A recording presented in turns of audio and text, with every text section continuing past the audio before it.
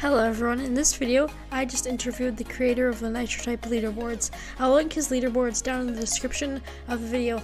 So I originally met this guy I was asking for him to verify my score for the verified fastest racers leaderboard on his leaderboards page, which I'm currently, at the time of me posting, is in 52nd place, and I had to hit him with my line, "Have a great rest of the day, and happy typing.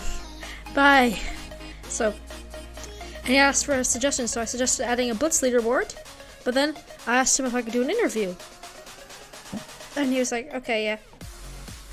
I said it would take 10 to 15 minutes. And he's like, sure, we can do that. And then, it was afterwards, but I didn't notice because, I had already left. Because, sleepy. And then here we are available. And then I just had to get my questions ready. And then this is how it went. What inspired the creation of the leaderboard features on Nitro type? It's always been something that it would be cool since the original Nitro type official leaderboards got rid of. So I guess I would say the original leaderboards inspired me. I thought this was a really good way of inspiration, but I didn't know how to make a comment on that, so I just went on to the next question. Can you describe the process of developing and implementing the leaderboards? Yeah, so I'll try to give a high-level explanation of how I develop them so that non-programmers will be able to understand. I start with creating a database to store tables of information such as users, team tags, etc. And then I use several different programming languages to update these tables, analyze them, and create leaderboards out of them. So this process involved the use of SQL, Python, HTML, CSS, and JavaScript. Let me know if you want me to go more in depth. I said, could you go more in depth on how you took the Nitro type information and transferred it into these programs and then onto your Nitro type leaderboards website? Yeah. So basically, I used Python programming language to web scrape the stats for users' teams on Nitro type. These Python scripts are used to update information on users since teams since certain statistics often change, such as the number of racers a user has completed, the number of cars they own, etc. After these Python scripts update my SQL database of user and team information, I use another Python script to create the tables and determine who are the top racers and top teams for each leaderboard. I then use another Python script to generate the HTML, CSS, and JavaScript for the leaderboards website. The script will then push out these changes to update the website, and this whole process is completed daily so that we can have a daily update. I thought this was just amazing, so I just asked him where there are any unexpected challenges you faced during the creation of the leaderboards. He said, yeah, actually quite a few challenges. An example of an unexpected challenge I faced during the creation of leaderboards was when I was in the early stages of development in December of 2023. The Python scripts I was using was very slow. It was taking hours for the web scraping script to update just a few thousand users/teams in my database. This is an issue because in order to have a daily update, I would need to make lots of users and teams in a reasonable time frame. So what I did was I spent many hours looking for ways to improve the efficiency and speed of my code. I ended up coming up with a solution that employed more complex programming and concepts such as multi-processing functionality. Although it was difficult, I enjoyed the challenge and it helped me become more familiar with those more difficult programming concepts.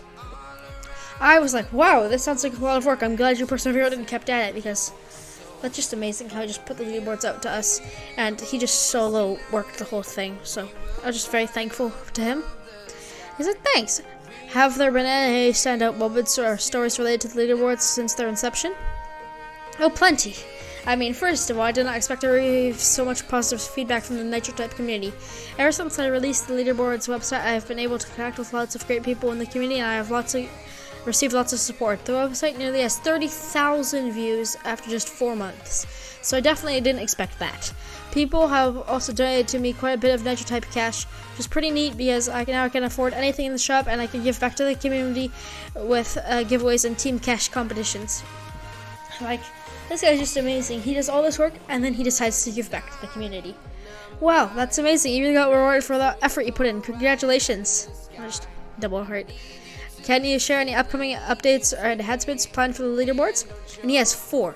So, definitely. I will have a list of ideas I'll come up with and I get from others. I can't promise that all of these will be released, but here are some updates that I'm considered working on soon. Number 1. Most leaderboards placed will showcase which losers and teams are ranked on the most number of leaderboards. I personally think this would be a great addition just to see who's been at the top for multiple seasons, not just actively and then total. 2. Special badges for top donors, verified fastest racers, etc. that will appear next to name on the leaderboards.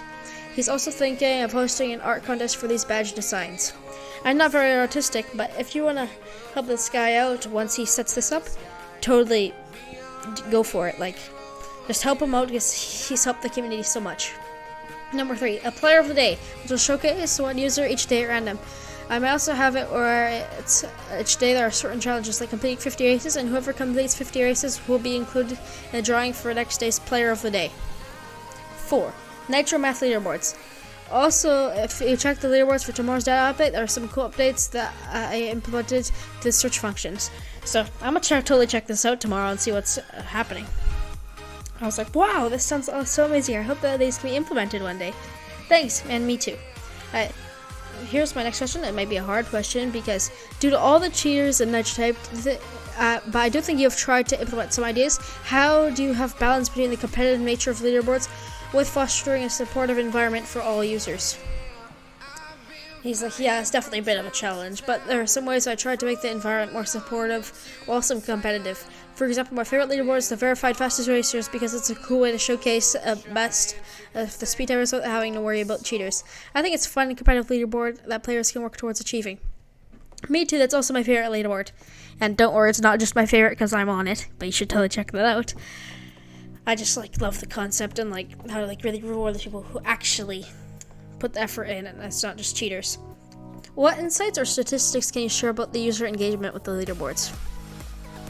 There are some pretty cool stats that I get to see about the website itself. Besides the fact that there are nearly about 29,000 views, there's also about 5,000 different users that have interacted with the site, and the average daily interaction with the site seems to be steady on an upwards trend. And he receives direct messages from all users all the time about the leaderboards, so there are quite a few people who receive a daily update and Discord ping, so user engagement is quite good.